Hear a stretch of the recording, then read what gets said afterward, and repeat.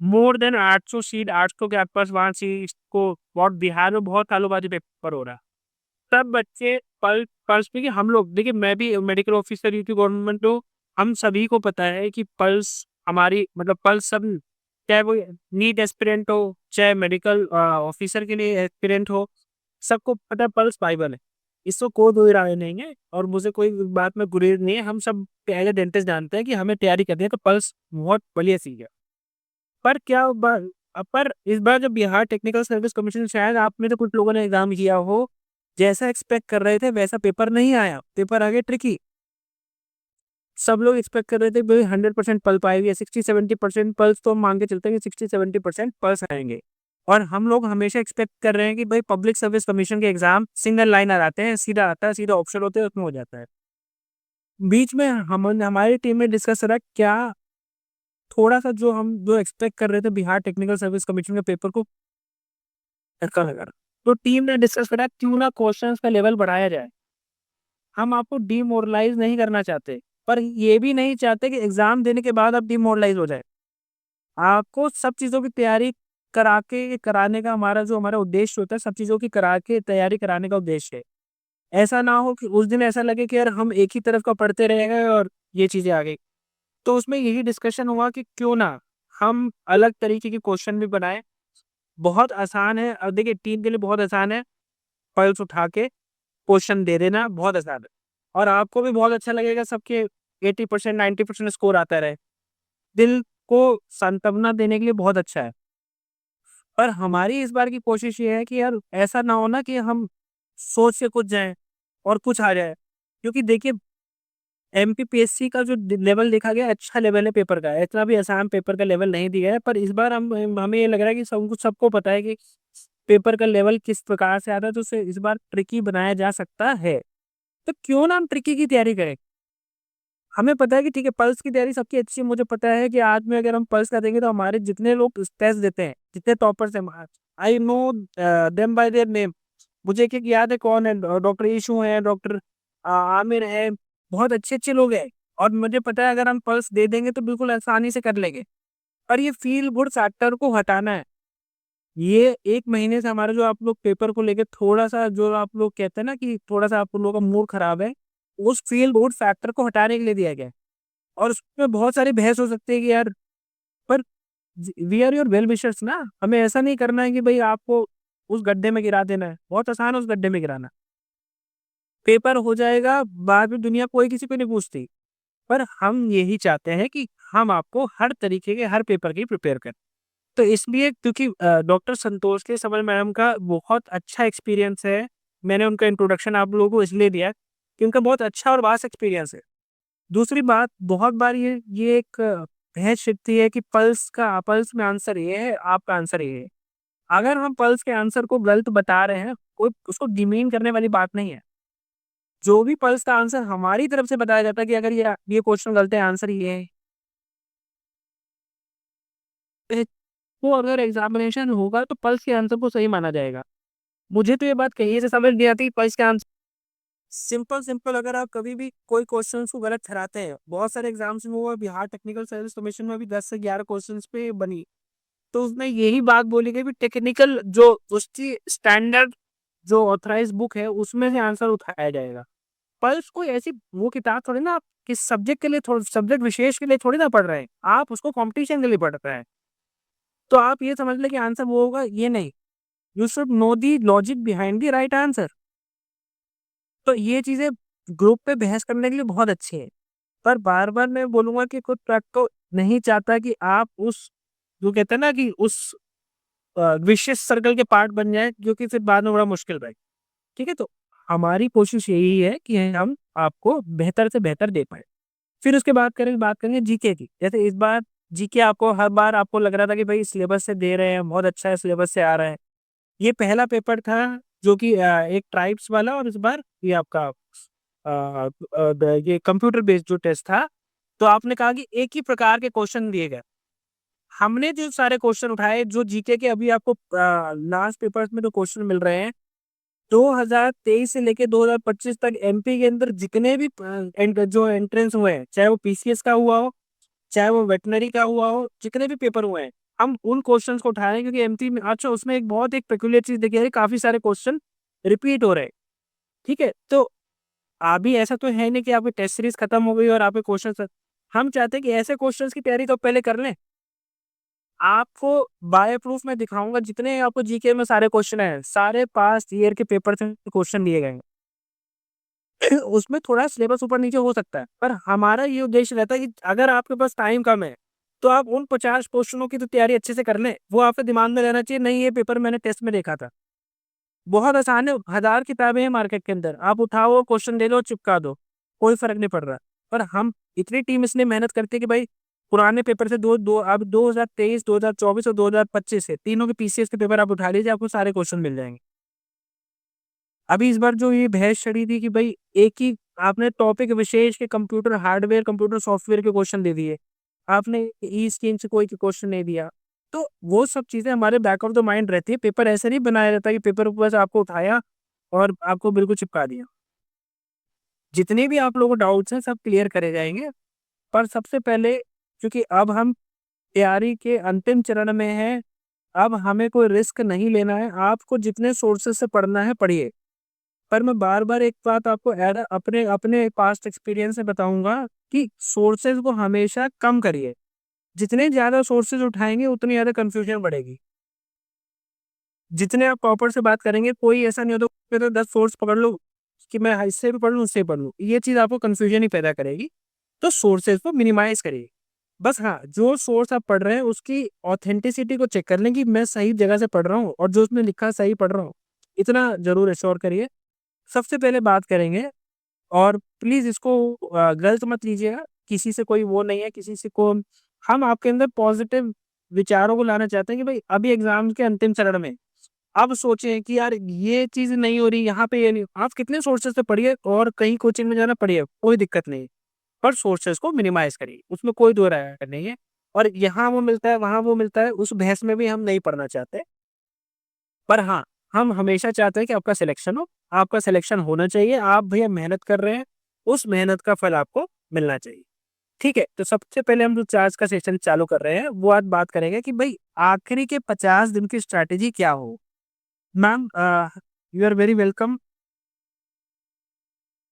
जो अभी बहुत देरी से आप क्योंकि आप हमारे पेपर भी आप हमारे जो डेंटल का पार्ट है, उसका पोस्टर क्वेश्चन्स यहाँ पे डिज़ाइन करती हैं। तो आपका क्योंकि अच्छा एक्सपीरियंस है, आप पास्ट पब्लिक सर्विस कमीशंस में आपने 2-2 बार और बहुत अच्छी रैंक्स यूपी कैबिनेट 2023 में सीटें बहुत कम थी। उसके बावजूद वहाँ देखा जा रहा था कट ऑफ 150 नंबर के पेपर में 130 140 जिसका स्कोर था जो अपने रिटन में लेके आए वो 130 से 140 के आस-पास स्कोर था 120 उन्हीं लोगों को इंटरव्यू के लिए बुलाया गया। तो मैम पेपर का स्टैंडर्ड भी अच्छा था 2023 का अगर मैं पेपर बोलूँ तो 2020 के मुकाबले वो थोड़ा-सा डिफ़िकल्ट ये बात आपने भी फ़ील करी होगी क्योंकि उस टाइम सीट्स दी जा रही थी, बट टीचर्स कम थी। तो 50 दिन अंतिम 50 दिनों में हमें किस स्ट्रैटेजी के साथ में चलना चाहिए? क्या पढ़ना चाहिए? कितना पढ़ना चाहिए? और क्वेश्चन्स पेपर पर कितना टाइम अपना वेस्ट करना चाहिए? Please ma'am. सबसे पहले thank you so much doctor Mayank इतना अच्छा इंट्रो देने के लिए। मैं उसमें कुछ थोड़ा-सा और ऐड करना चाहूँगी। अ, मैंने सबसे पहला एग्ज़ाम दिया था उत्तराखंड पीएससी का 2017 में, जिसका मैंने रिटन क्वालीफाई किया था। उसके बाद मैंने 2018 का ओपीएससी भी क्लियर किया था। उसके बाद मैंने 2020 का यूपीपीएससी भी क्लियर किया था। उसके बाद 2023 का दोबारा से यूपीपीएससी क्लियर किया है और होपफुली इस बार बिहार पीएससी का भी हो ही जाएगा। तो ऑलमोस्ट मैं 5 पीएससी क्लियर कर चुकी हूँ। ठीक है? उसके बाद मैंने MDS SC medical college government college से पीडियाट्रिक डेंटिस्ट्री में अपना कंप्लीट किया है। और जो एक बात मैंने कंसिस्टेंटली ऑब्जर्व की है पीएससी एग्जाम के बारे में कि सिर्फ पल्स पढ़ के आप इतने पीएससी या कोई भी पीएससी नहीं क्लियर कर सकते हो। आपके कंसेप्ट क्लियर होने चाहिए। आपके जो टॉपिक वाइज जो भी आप प्रिपेयर कर रहे हैं वो सारे आपके कंसेप्ट जो हैं वो अगर आप थोरो होंगे, क्लियर होंगे, तभी आप कोई भी एग्जाम क्लियर कर सकते हैं।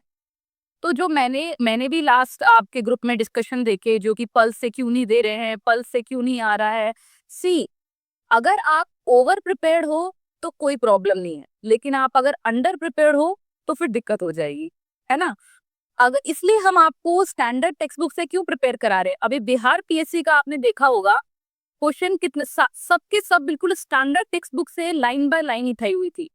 मैंने देखा व्हाइट एंड फेरो में एक स्टैंडर्ड लाइन जो रेडियोलॉजी की बुक है उसे डायरेक्ट उठाई हुई थी, जिसमें एक ही लाइन में पल्स ग्रैनुलोमा और उसी लाइन में जो है आपका रस्टन बॉडी, दोनों में सिर्फ एक स्लाइड डिफरेंस की वजह से उस क्वेश्चन का आंसर चेंज हो गया था।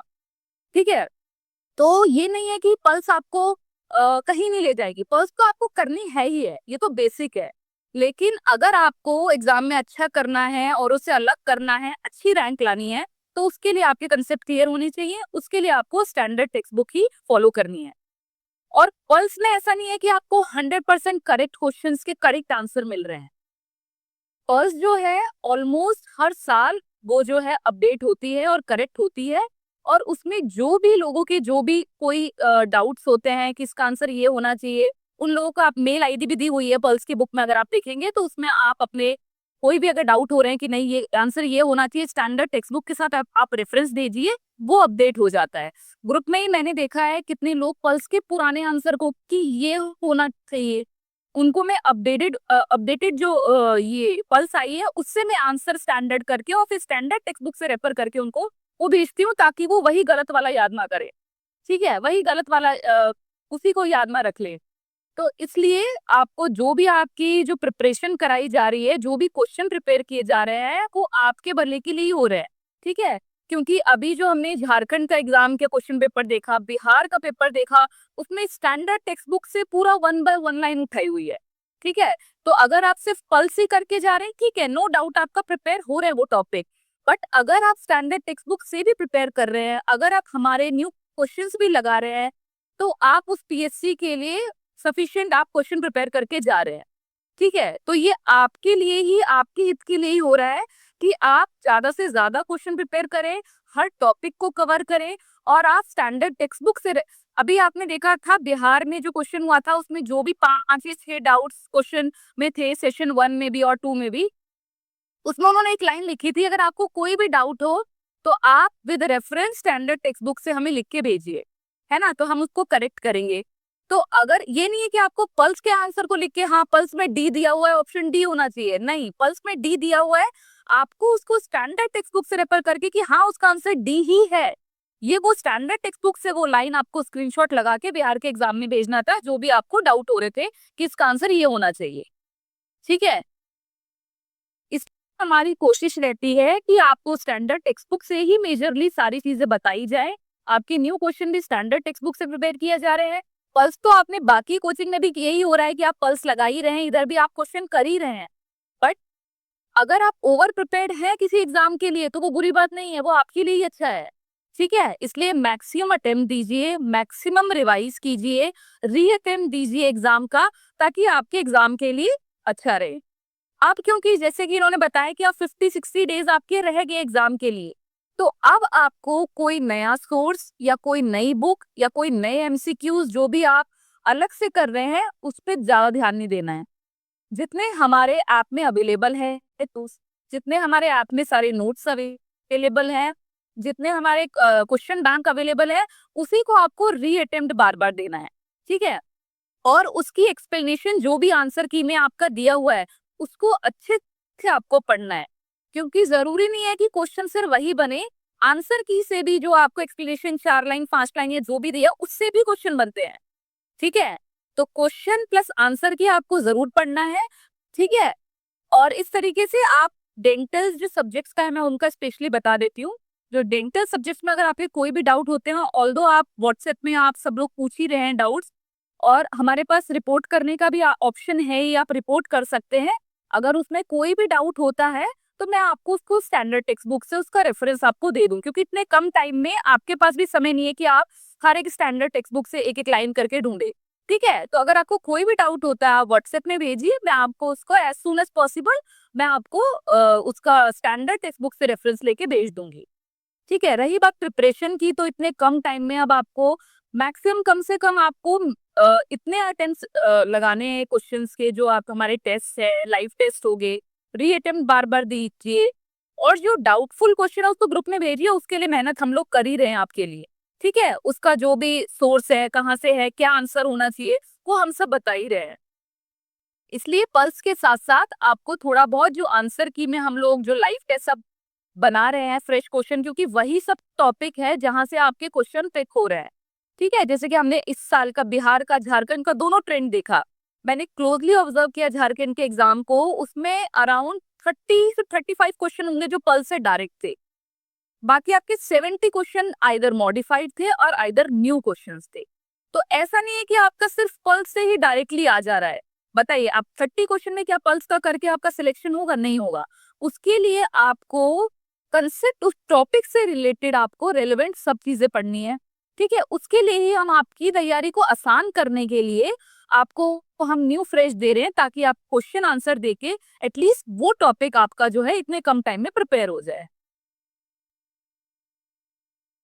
मैम, क्योंकि ये देखा गया है कि जितने पब्लिक सर्विस कमीशन एग्जाम होते हैं उसमें टाइम थोड़ा कम मिलता है। जैसे आपने बिहार का एक बहुत बड़ा एग्जाम्पल देखा कि ऑल 3 डे में, यूपी में जो हम एक्सपेक्ट कर रहे थे कि पेपर को जल्दी होना, वो बिल्कुल ही उलट हो गया अक्टूबर। तो काफी लोग इस चीज से परेशान है कि मेरी यार कितनी तैयारी है, मेरे से ज्यादा दूसरे, क्योंकि सबको 8-8 9-9 महीने महीने मिल गए हैं।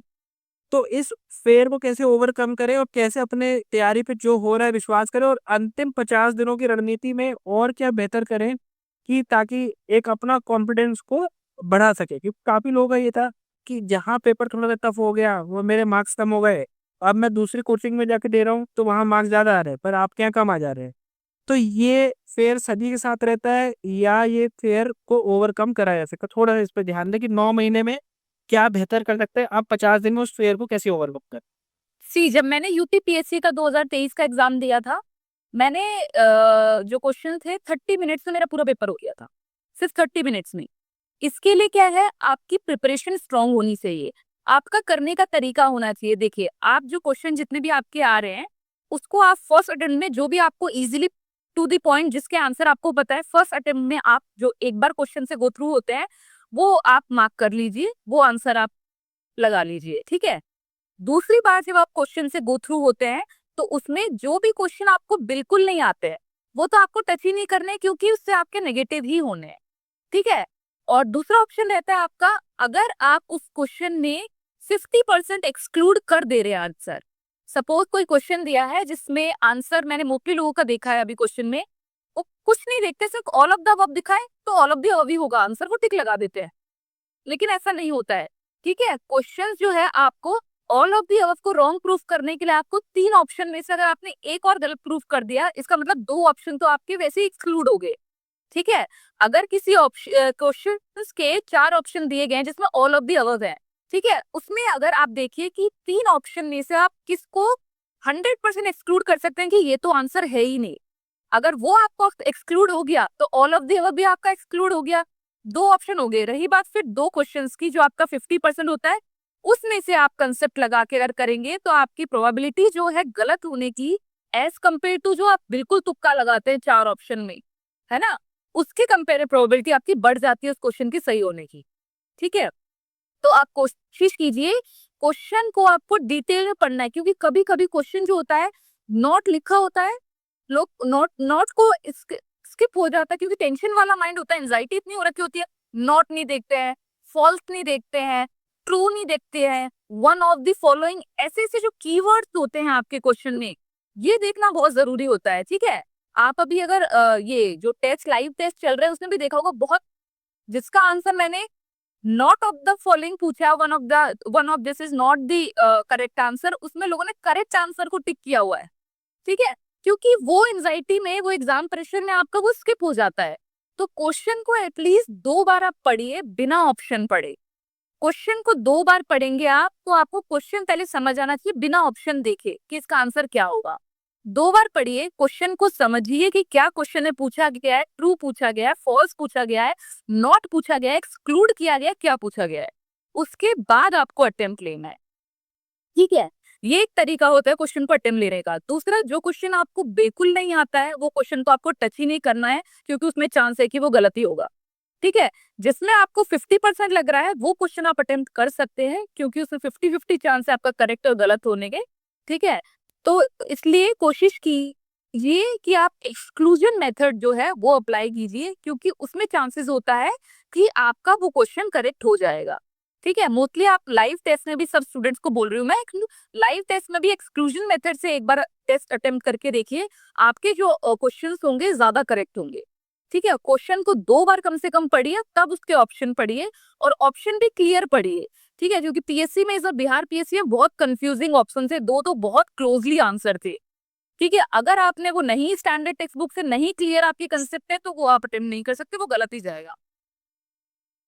मैम बस ये थोड़ा सा अभी जो लग रहा है कि काफी लोगों को कॉन्फिडेंस लो लग रहा है कि काफी मेरे पास आते हैं कि भाई हमें ऐसा लग रहा है कि हम 8-9 महीने हो गए हैं, मुझे लगता है कि मेरे दोस्त ने ज्यादा तैयारी कैसे मेरी कम तैयारी है, तो कॉन्फिडेंस लूज कर रहे हैं। इस कॉन्फिडेंस को कैसे रिगेन करें, कोई 2-3 टिप जो आप सी देखते हैं। आपको कंपैरिजन करना ही नहीं है किसी से, कौन क्या कर रहा है कौन नहीं कर रहा है। आपको अपने सेल्फ से, जो पहले आपकी तैयारी थी और अब आपकी तैयारी है, उससे प्रिपरेशन करना है। आप दूसरों को देखोगे डिमोटिवेट हो गए, आप अपना स्कोर देखो, पहले मैं 40% लाया था, अब मेरे 50 आ रहे हैं, it means I am improving. अब मेरे 50 से 60 हो रहे हैं, मतलब हम इम्प्रूव कर रहे हैं। अब मुझे ये टॉपिक भी कवर हो गया, अब मुझे ये भी आता है, अब मुझे इससे क्वेश्चन पूछा जाए ये भी मैं अटेम्प्ट कर पा रहा हूँ। तो ये बहुत जरूरी है, इसीलिए दूसरों को कंपैरिजन देखना, अपने स्कोर को कंपेयर कीजिए अपने पुराने स्कोर से। ठीक है, तो ये जो है क्योंकि कंपैरिजन से ही आपको जो है ज्यादा दुख होगा, रहे उसके मार्क्स आ गए उसे। आपको नहीं पता कौन कैसी तैयारी कर रहा है, आपको अपनी तैयारी स्ट्रॉन्ग रखनी है, कंसिस्टेंट रहना है, रिवाइज करते रहना है, प्रैक्टिस करते रहना है, और पॉजिटिव रहना है, क्योंकि पॉजिटिव बहुत जरूरी है। अगर आप डिमोटिवेट हो जाओगे तो एग्जाम में जाके आपका वैसा ही मूड रहेगा, और वैसे ही आप फिर अटेम्प्ट कर पाओगे। एग्जाम में बिल्कुल पॉजिटिव मूड से जाओगे ना, अगर कि मैं मैनिफेस्ट करके गई थी, मेरा यूपी तो होना ही है मैं ऐसे गई थी प्रिपरेशन करके कि अरे सब तो आता है, ठीक है देखा जाएगा, जो होगा मेरा होना ही है, होना है। दोनों बार यूपी के एग्जाम में मेरा ऐसा ही हुआ था कि अरे होना ही है, इतनी सीट है, क्यों नहीं होगा, क्यों नहीं होगा, इस तरीके से ही गई थी। आप मैनिफेस्ट करके जाओगे, आप पॉजिटिव होके जाओगे, आप कॉन्फिडेंट होके जाओगे ना, तो आपका होना ही है एग्जाम। ठीक है, और आपकी प्रिपरेशन में एंजाइटी होना नॉर्मल है, क्योंकि जो भी लोग प्रिपेयर होते हैं, अच्छे प्रिपेयर होते हैं, उनको एंजाइटी लगती है क्या होगा क्या नहीं होगा।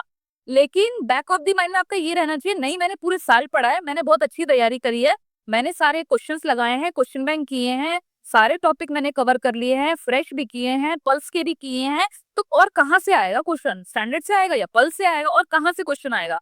पॉजिटिव रहना है, आपको अटेम्प्ट देना है, जितना पॉजिटिव माइंड से देंगे उतना अच्छा रिजल्ट आएगा। मैम कोई रिवीजन की स्ट्रैटेजी रही हो जो आप शेयर करना चाहते हैं, जैसे कि मान लीजिए कि जैसे कि मान लीजिए मुझे आदत है कि मैंने सुबह क्वेश्चन, जब मैंने तैयारी करी पब्लिक सर्विस कमिश्नर एग्जाम की, तो मुझे आदत है कि मैं सुबह क्वेश्चन लगाता था और रात को मैं कोई टॉपिक उठा लेता था, उसके बारे में पढ़ लेता था और सुबह उठ के उसी को एक बार रिवाइज कर लेता था। तो कोई आपकी ऐसी स्ट्रैटेजी जो आपको लगता हो कि जैसे मान लीजिए कि 50 दिन में टॉपिक को कैसे डिवाइड करा जाए, मान लीजिए डेंटल के सब्जेक्ट है, उन्हें कितना कितना डिवाइड कर लिया जाए और कौन से पोर्शंस को ज्यादा टच करा जाए। जैसे कि मान लीजिए अभी हम देख रहे हैं कि हाल फिलहाल के पेपर में ऑर्थोडोंटिक्स से बहुत भर भर के क्वेश्चन पूछ रहे हैं, तो ऐसे कोई टॉपिक जितना ज्यादा पहले हिट करा जाए, या पहले आसान पकड़, मतलब ऐसे टॉपिक जहाँ तो क्वेश्चन कम पूछे जाते हैं उन्हें अभी कर लें। तो थोड़ी-सी वो स्ट्रैटेजी अपनी शेयर करें कि आपने क्या स्ट्रैटेजी अपनाई? मेरी जो स्ट्रैटेजी थी, मैं जो करेक्ट क्वेश्चन होते थे, मैं उसको कभी भी, जैसे एक बार मैंने लगाया, 2 बार लगाए, उनको फिर मैं दोबारा लिख, जो क्वेश्चन मेरे रिपीटेडली गलत होते थे, उन क्वेश्चन को मैंने एक नोटबुक बनाई हुई थी, उसमें लिखती थी जो भी क्वेश्चन मेरे गलत होते थे। और जब फाइनल टाइम आता था 1 वीक पहले, 10 डेज पहले, मैं सिर्फ वही गलत, जो क्वेश्चन मेरे बार बार गलत हो रहे होते थे, जो जो मुझे नहीं आ रहे होते थे, जो याद करने हैं, वैल्यूज वाले, पॉइंट वाले, जिनको बार बार देखने की जरूरत है, जैसे मैट्रिक्स बैंड की थिकनेस हो गई, जो पॉइंट वाले, वैल्यूज वाले जो आंसर होते हैं, उन सबको मैं एक नोटबुक में लिखती थी, और जितने मेरे टेस्ट में गलत होते थे वो लिखती थी। लास्ट के एग्जाम में मैं सिर्फ उन्हीं को रिवाइज करती थी। तो पॉजिटिव जो मेरे करेक्ट होते थे वो तो मुझे आते ही थे, तो वो तो मेरे वैसे ही अटेम्प्ट हो जाते थे। लेकिन जो गलत वाले होते थे उनको आप 3 4 6 बार अगर पढ़ोगे आप, तो वो भी उसमें से भी आप दोबारा रीअटेम्प्ट जब लगाओगे ना, उसमें से भी कुछ ना कुछ कभी गलत हो ही जाता था। तो मोस्टली आपको मेरी जो स्ट्रेटेजी थी, जो नोटबुक में लिख के उसी को बार बार रिवाइज करती रहती थी। तो ये मेरे लिए हेल्पफुल रहा, क्योंकि फिर जब उसमें से क्वेश्चन आए, तो वो ऑलरेडी मेरे 5 6 बार रिवाइज थे, तो उसमें से मेरे गलत होने के चांसेस कम थे।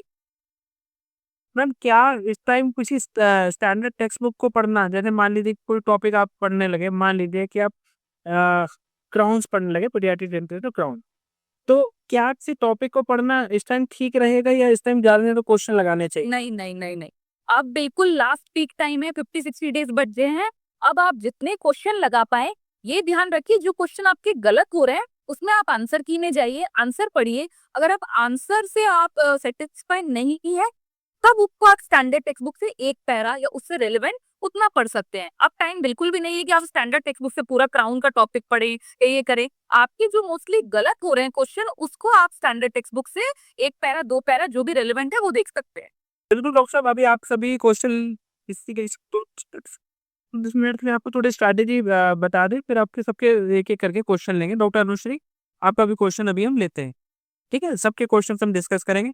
मैम दूसरी चीज़, एक चीज़ और देखी जा रही है कि हाँ, कौन-कौन से सब्जेक्ट्स को पकड़ के याद रखना है। अगर मैं मान लूँ कि हमारे फाइनल के सब्जेक्ट्स को मैं अगर देख लूँ, तो उनमें किन सब्जेक्ट्स पे ज़्यादा विशेषकर ध्यान देना है? आपके इतने एक्सपीरियंस है।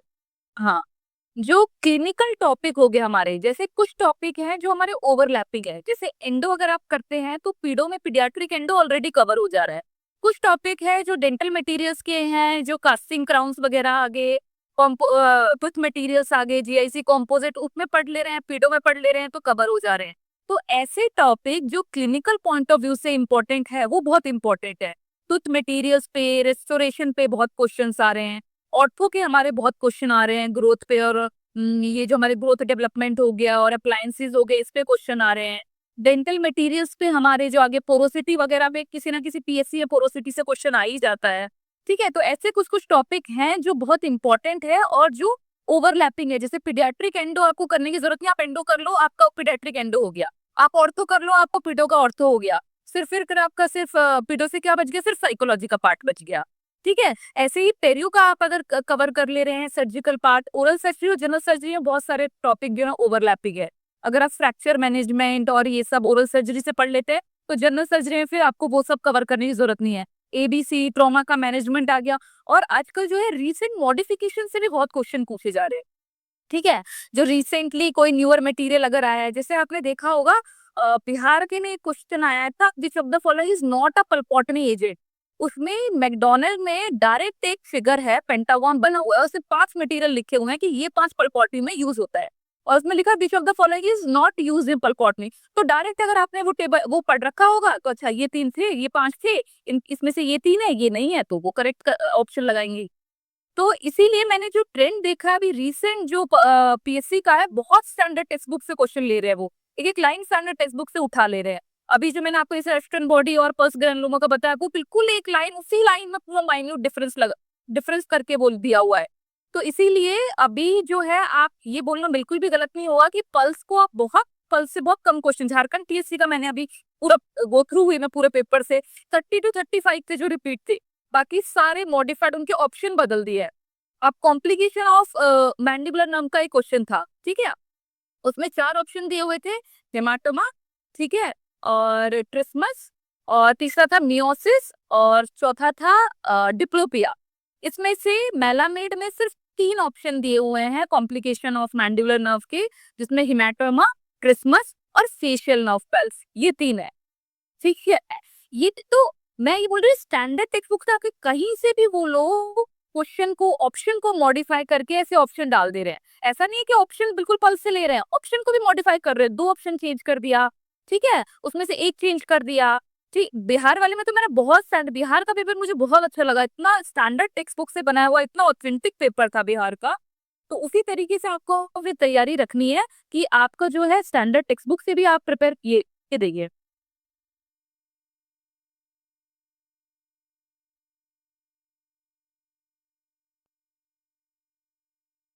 एक क्वेश्चन था चाइल्ड और एडल्ट में जो हेड साइज होता है, उसमें कितना ग्रोथ होता है, प्रॉफिट से एग्जैक्ट लाइन 12% का उठाया हुआ है। मैंने इसमें रेफरेंस लिखा हुआ है, बिल्कुल डिट्टो वो लाइन उठाई हुई है प्रॉफिट से, ये 12%, ये दिख रहा है, आप मार्क किया हुआ 12%।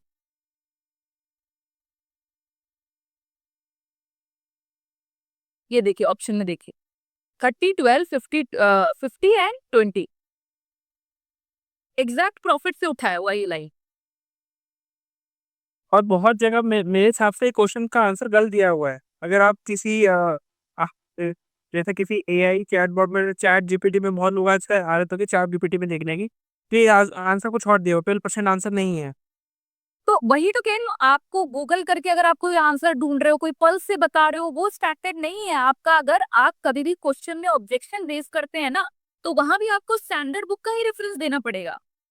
मैं सर एक बार बीच में इंटरप्ट करूंगा, सॉरी, कि ये जो अभी हम स्क्रीन शेयरिंग करके क्वेश्चंस दिखा रही है, झारखंड पीएससी जो इस साल एग्जाम हुआ था मई के महीने में, ये उसी के ही क्वेश्चंस हमने सेग्रीगेट करे थे जो एग्जैक्टली स्टैंडर्ड टेक्स्ट बुक की लाइन पिकअप हो रखी है।